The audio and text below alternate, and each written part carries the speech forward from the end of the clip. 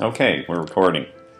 I'll probably get taken down for copyright infringement on the Philip Glass in the background, but while we're here, let's just say it's a nice little soundtrack in the upper room, and it's a dance 8. Philip Glass is a great composer, and I urge you to go and get his albums and listen to them a lot. Anyway, so here we go. This is the cover of Chicken Outfit 4. And what we're doing here today is trying to color and sketch the thing. I've got one of the main villain of this issue is standing on top of the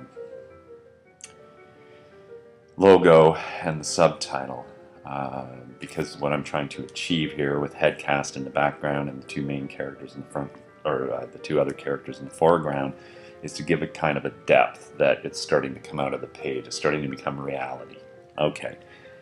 Cheeseball depth aside, here we go. It's a very complicated piece because I've been trying to get it to look, you can see what I'm trying to achieve here. Anyway, so let's do Headcast. He's in the background. Normally what I do is get the color of his jacket and pants, and then I do this here. Just go around it like really rough. I mean, at this point it doesn't really even matter, so that's going to come later. Now some may be distracted by all the background stuff, which is absolutely normal. So what I will do after I get this in place, and I think I can fill it. No, I can't yet. Got to close that gap. And then we'll fill the why is that weird color? See, already I'm encountering strangeness, and I'll tell you why in a minute. Oops. I'm gonna set. Yeah, let's just keep hitting that open button every 5 seconds. That'll work. So here's what I'll do to make this a little clearer is, let's go into this really quickly. In terms of because I jump around a lot, as you can tell. In terms of organization, I color code everything with, here's the stuff that's going to remain. Here are the special effects in blue, and these are important type technical things in red. So for example, there's where my bleed's going to be when it gets chopped off, and that way I make sure that my characters and everything are in place. That could be bumped over a little more because of the TV thing, but I'll do that later. So now where were we? Headcast's clothing. So we want to isolate Headcast, so we get rid of everybody else and the logo. I will leave him in there. This is a friend of mine, John. He loves this thing, so I've put it in here just for him. Okay, so now we've got Headcast isolated. We'll take out all the other elements as well. And then we can get right in there and see what's going on in terms of the color scheme. So, I don't really like tutorials. They're very dull, for one thing. And they also are long and tedious. So I'm trying to remedy that by, you make it a little bigger because that way then you can flip between the, I'm using oil, which is O, and then I'm using E for race. Anyway, I digress. Getting back to the idea of how boring these things are, I'm not going to do this whole thing, trust me, you get the idea. So once that's done, I'll pop back in and we'll see how it looks with the rest of it. Okie dokie. Alright, see you in a minute or two. We're back. Okay, so I basically got the suit jacket and the pants done here.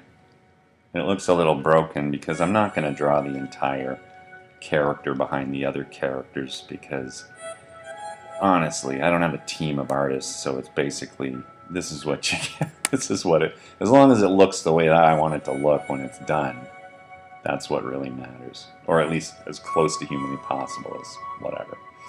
Alright, so let's take out the background at this point. capture these little special effects here. Whoops, let's leave the blue in. So we've got our coat going on now and our jacket.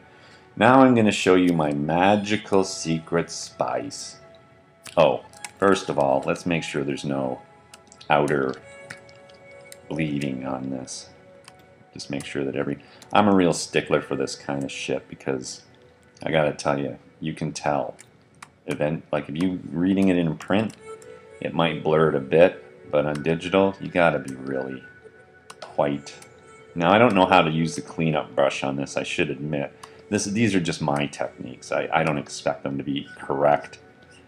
I don't expect them to be what you would do. I'm just showing you what I would do, what I'm doing with this thing. So I basically go through all of this and I get rid of all this. Woo! There's a nice one. Get rid of that there. Blah, blah, blah. Get rid of that. Make sure it's right behind the black. Whoops. Make sure it's right behind the black. So you're right nice and tight up against the bottom. None of this kind of crap. Now if anybody knows how to do this quicker, drop me a line in the comments. We're here to collaborate, kids. It's a collaborative medium sometimes, isn't it? Alright. Now you'll see down here I've messed up because I was drawing too many things at once. I wanted to give his leg a flare, and actually, you know what? I think I'm still going to do that. So we pop into the ink, and you can see here that my ink is like all over the place. I start a new layer like every time I go in, but in this one I've actually chosen the correct layer. And then we'll throw in that. We'll do the sketchy bits later. And then, whoa! Then we'll fill that in. Now, here's another way to do this, instead of doing it by hand, is it's sort of a composite tool, because you can just go like this here. Just get that. It's a lot quicker.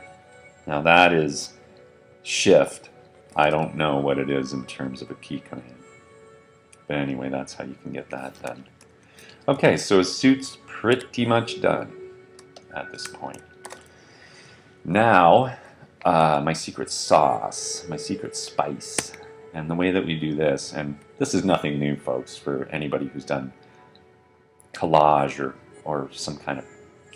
Oh, I do. We should put a little song in here. Okay, anyway. Is I will select the entire suit, do a raster layer above it, and then mask it out. Make sure you choose the checkerboard transparency, or else you'll be mucking up your mask. Then what I've done is I've collected a group of fabrics. That's rusty. Here we go. And I've got these fabrics from a great site called what is it? It's not Elements, although Audio Jungle Elements, all these guys here are top notch for stuff. It's not that expensive, and you get a lot of nice stuff out of that. By the way, speaking of copyright, I am now listening to Blade Runner Blues from the 25th anniversary soundtrack, which can be picked up obviously on Apple iTunes, Apple Music, or your favorite streaming service. Little commercial there for them. What was I doing? This is the wonder of computers. What was I doing now? Oh, where is it? Yes. Oh, textures. Now, the texture site I use is hey, it's called textures. Whoa! What do you know? Wait a minute. Not texture, textures. Okay, so here's textures. Great site. Now you can. Here we go. So I've got a bunch of credits, and then I use this to basically do what I'm about to do. So here's the suit, and it's tweed. This is kind of anybody who's done 3D knows what's going on here. So I throw that in, And then I try a darken, which doesn't look that great, just whatever. Normally I do multiply or I do overlay. Overlay is better because you've got a lot more light going on there. And then what I do is I just, whoops, let's not do that yet. And then what I do is I basically,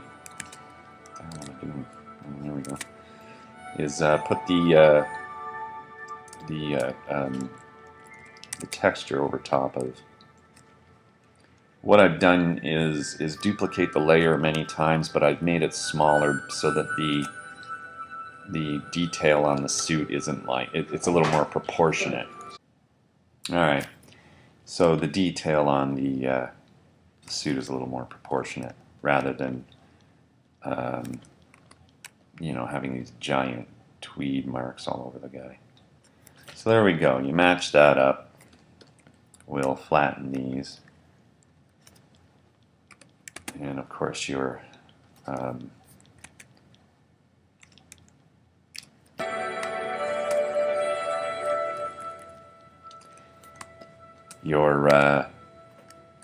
blend mode has been barfed up.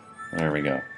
Okay, so then again we do the whole masking bit. Actually, I dropped this mask on here that I created earlier. And we've got ourselves a tweed suit. Oh, exciting, exciting stuff. I'll finish the rest of coloring headcast at this point, but now I'm going to turn on everything else to see how he looks in the whole scheme of things. So we'll go back up to the top, we'll turn on the cover elements, turn on the other guys, the logo, and headcast is on, color's on. And then we want our background in there as well. And our and we don't need this anymore. I was using that to differentiate between the characters so that because there's all this line work in here that's just totally annoying. Anyway, so that's where we're at here on the issue 4 cover, and I'll be back another time to show you some other stuff.